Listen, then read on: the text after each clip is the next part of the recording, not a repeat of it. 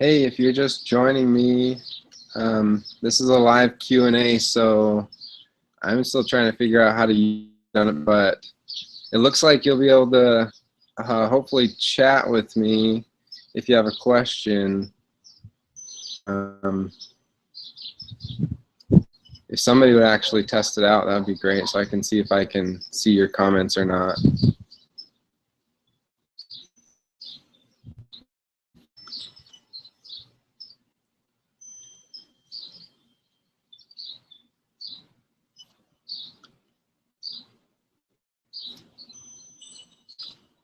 Anyway, I'll go ahead and start talking, and hopefully the Q&A section of chat will work if you have a question for me.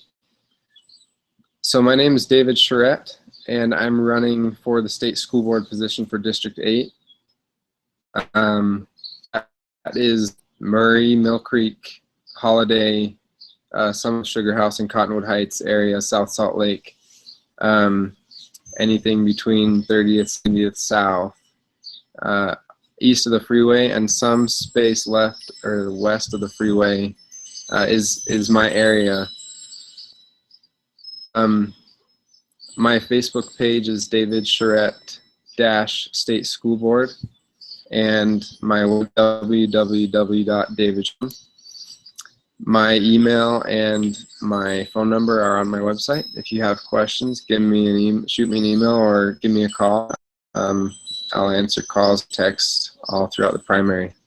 So my number I'll just give you is 808-3822. I'll type all this in the chat menu too. Hopefully you can see it.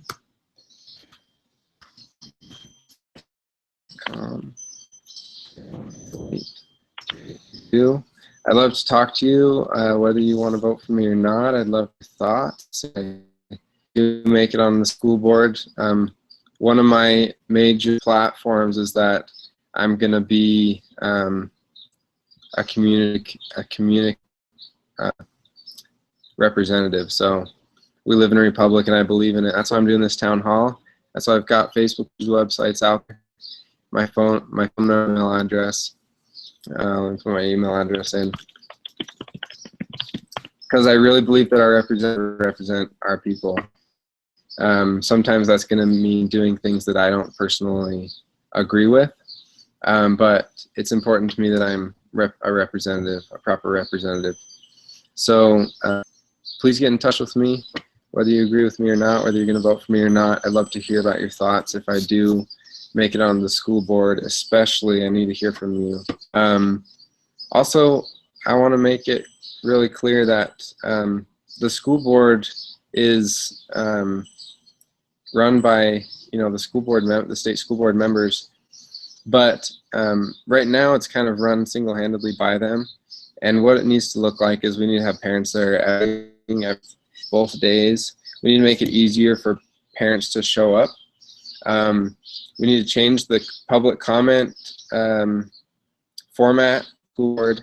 Right now, you have to come at 8 a.m. and you have to be there right when they start, and then you get 3 minutes, and it's it can be related to anything, but you're pretty much always going to sound kind of crazy because if you have a topic you want to talk about, they're not going to want to talk about it. They're going to let you talk for 2 or 3 minutes, and then they're going to get to their next agenda, and it's going to be totally unrelated. So we need to change that dynamic at the state school board level. When you get parents there, we need to be inviting parents regularly. I need to get if I'm in, I will get in the list.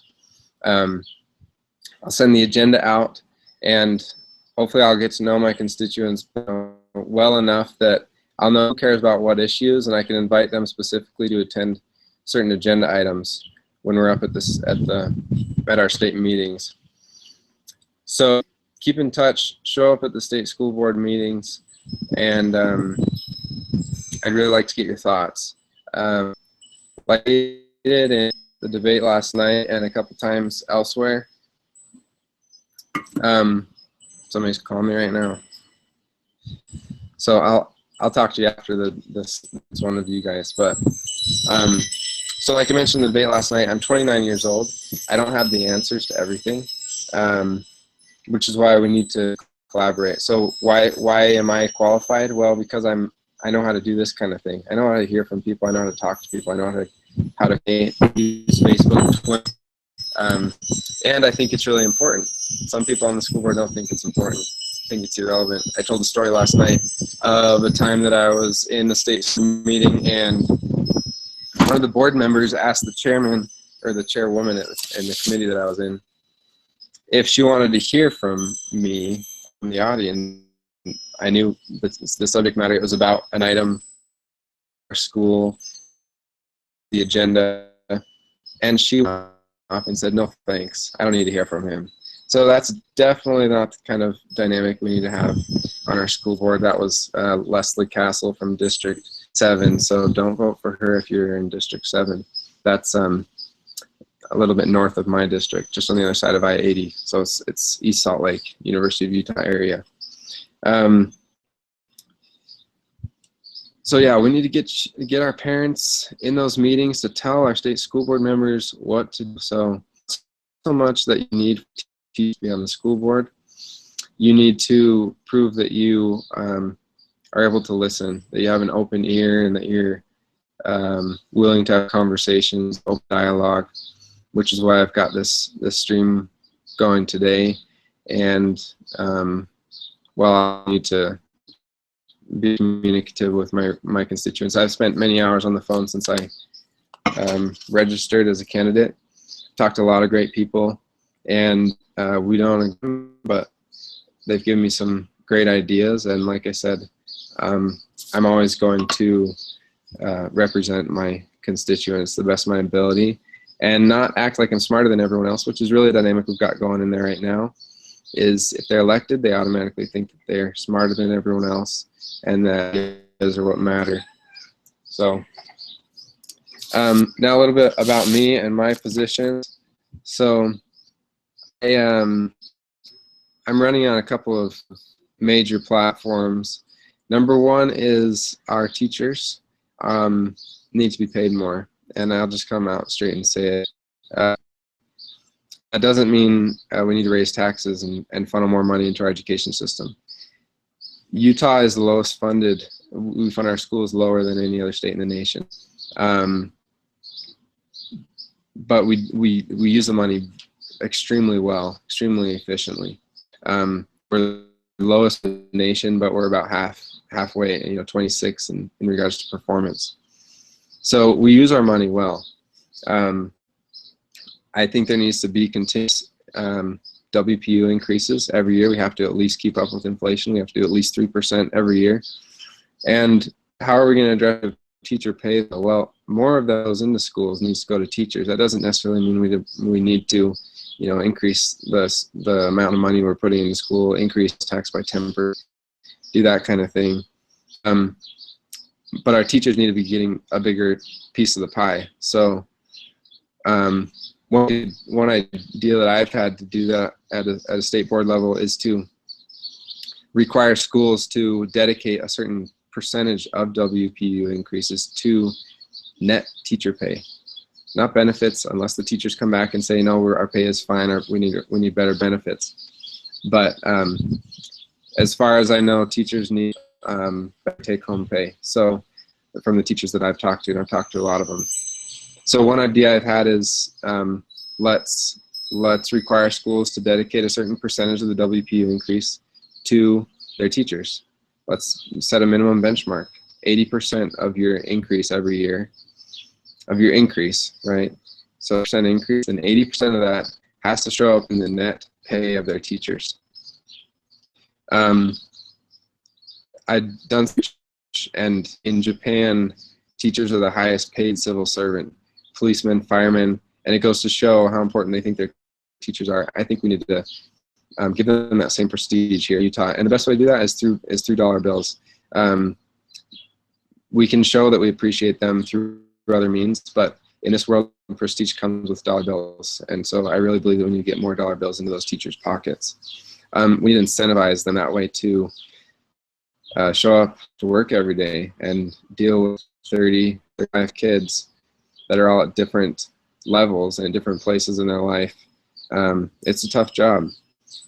They're held accountable a day, and there's not quite really a job like that. The second platform that I'm running on is our schools need to be at a more local level. So currently, the state school board makes rules that they shouldn't be making.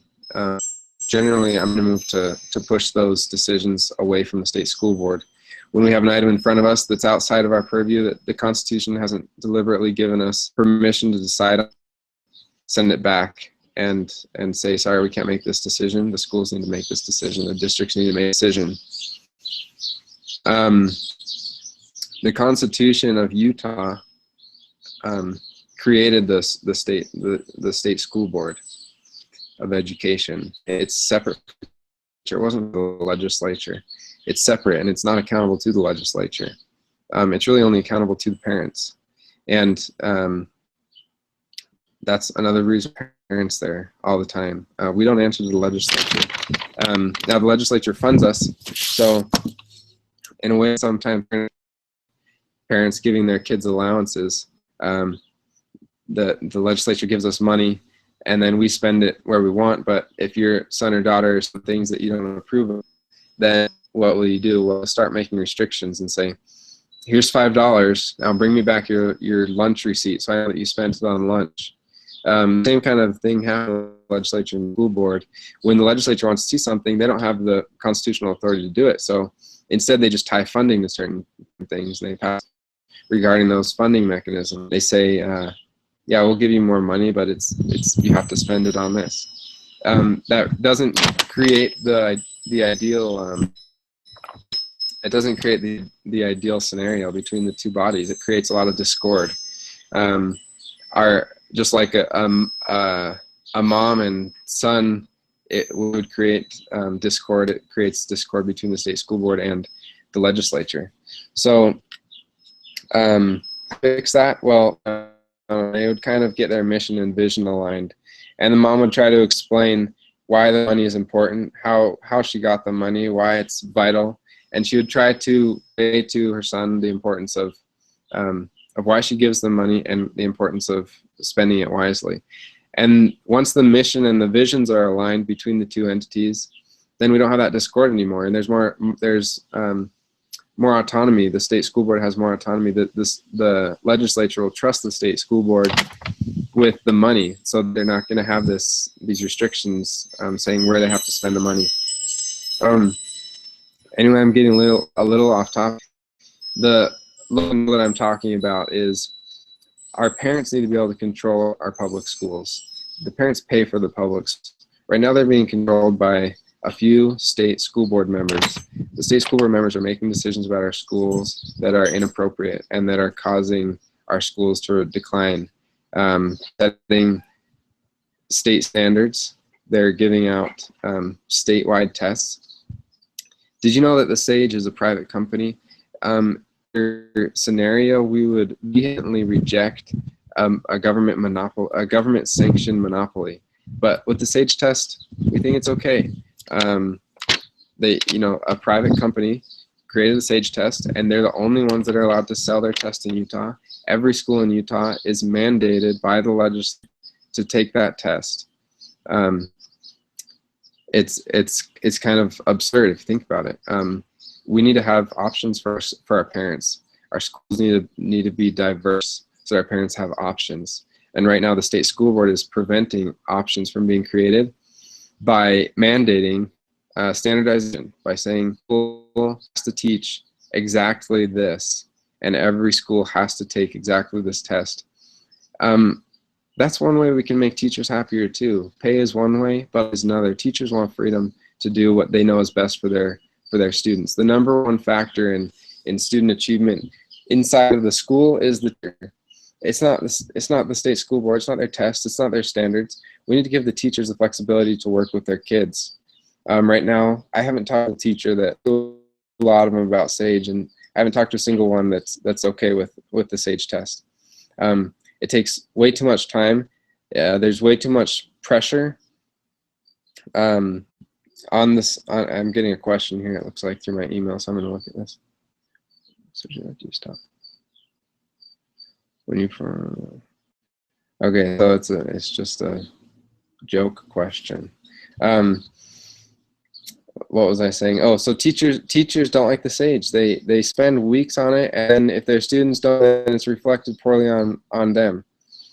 Teachers need to have autonomy. That's another way we can stop this teacher shortage.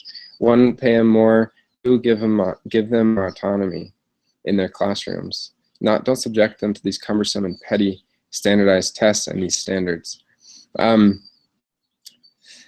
So do local control? Well, the parents need to be involved in their schools. Right now, the parents will have to go to the district, will have to go to the state school board to try to get something changed at the school level. Which, if any on the team has had experience with that, you know that it's ridiculous. It's actually impossible to get something changed at the school. The parents need to have control over our schools, and the teachers need to have control over the classrooms. And this is going to create a variety in schools, and that's what we need. Is parents need choices. That's how we're going to get education to be better, is when parents have choices. That's what makes education better, is choices. Right now, it's standardized. There's no choices. If you go to your local school and they teach about, or they refuse to teach about, say, man-made global warming, and you want your kids to know about man-made global warming, what are your options? Complain? Nothing's going to change, right? Talk to the teacher about it. We need schools that want to teach about it and schools that don't want to teach about it. Let the parents choose where they want to go. Let the parents vote with their feet. Because here's the problem with forcing schools to teach one philosophy or one curriculum or one standard, is that sometimes it's going to be a standard that you like, and sometimes it's a standard that you hate. The option to move away from the schools that they hate and into schools that teach what they want their children to know. Again, it's not the job to create a mandate about what we should and shouldn't teach children. It might be a good idea if you're on the right side and you're making the decision. How often does that happen? We see with the current standards, that's not usually what happens. Standards are created that a lot of people don't agree with and don't want children learning that, or they want them to be learning something else. So we need to create a variety in our schools, and we get that variety through local control, through letting the parents, the ones who are paying for their schools, need to be making those decisions. So how am I going to do this on the state school board? I'm going to push away, decline to vote, or vote against any rule that they create that would take power that's inappropriate for them to take power that should belong to the schools. And I'll make a comment every time saying, the state school board was given permission from the Utah Constitution to have general oversight of the school system, that we need to be mandating everything that happens inside of our schools. So local control is a big thing. But then how do we hold our kids accountable? That's kind of the follow-up question to getting rid of SAGE tests. How do you hold your schools accountable? They are taxpayer. They're paid there. We didn't have general oversight, and we need to hold them accountable. But there are accountability measures that are much better than the SAGE.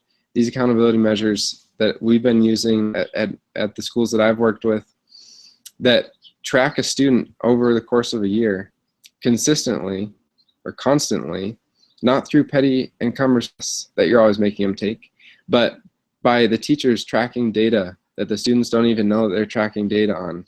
I'm not talking the data that parents don't want their kids to be tracked on. I'm talking about when teachers have a student read and they mark the word that they get wrong, and then they put that in a spreadsheet, and then at the end of the week they put all the spreadsheets into this testing model that shows them where their students are at, how much they've progressed, how many words per minute they're using.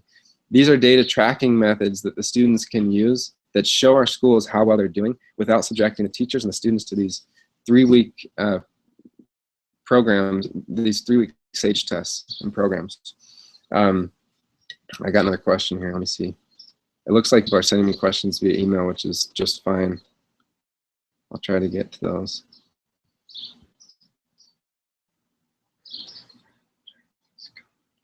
Okay, so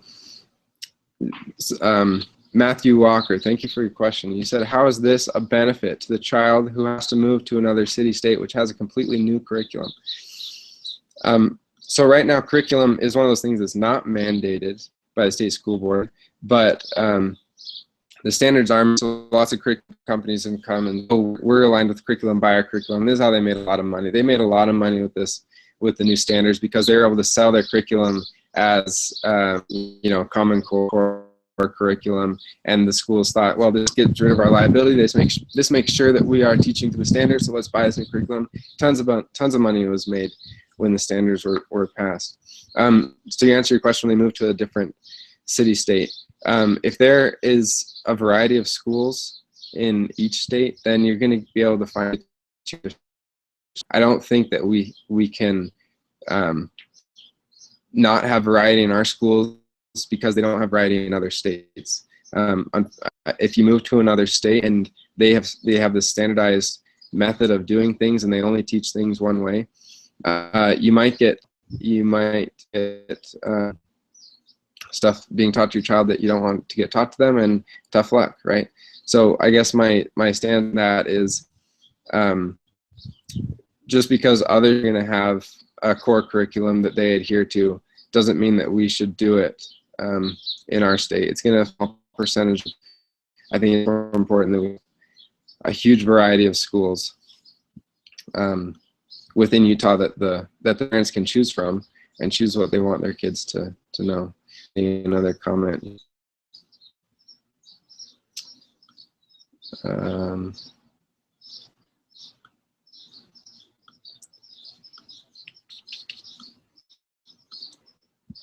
Sorry about this. I wish the chat thing was working. Maybe it's not working for you guys. Oh, I'm going to just keep going.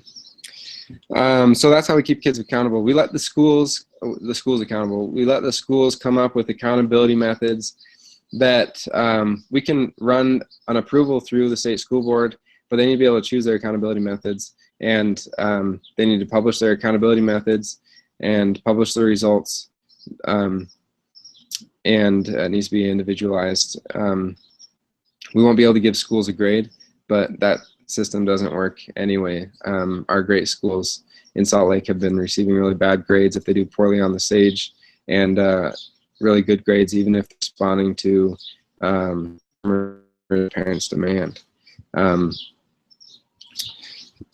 So last on my website you'll see is innovation, and this kind of ties back to some of the other things we've talked about.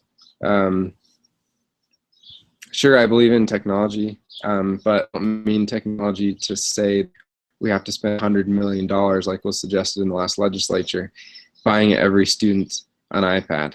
I don't think, that's not what I mean by innovation.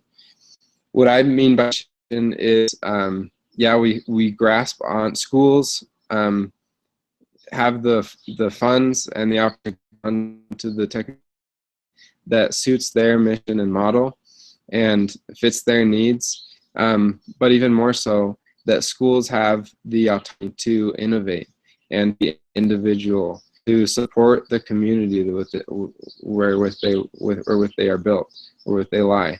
A lot of my age, regardless of political affiliation, most parents are moving to charter schools because they want their child in an environment that they know is what they know what they're getting, and they believe in the charter school's mission and model. More options through innovation. We need to let schools be innovative. And if a school sucks, if they're innovative and they suck, then the parents are going to vote with feet. But we really need to demand, if a school is innovative and their school is completely full and they have a waiting of 1,000 people, and up on the state school board we say, oh, no, we think this school sucks by whatever measure we're using, I think that's totally inappropriate. The measure we need to be using is parents voting with their feet. Have what they want. Supposed to be innovative, and it's sucky, the parents will leave. And that's how we'll know if it's sucky, is if the parents aren't, if they aren't going for it, if the customers aren't going for it. Anyway, the time's up. I gotta go to a movie with my daughter, Finding Dory. It's exciting for her. If you have any questions, please shoot me a text, give me a call, an email, my website, my Facebook page, and I would love to respond. Thank you very much.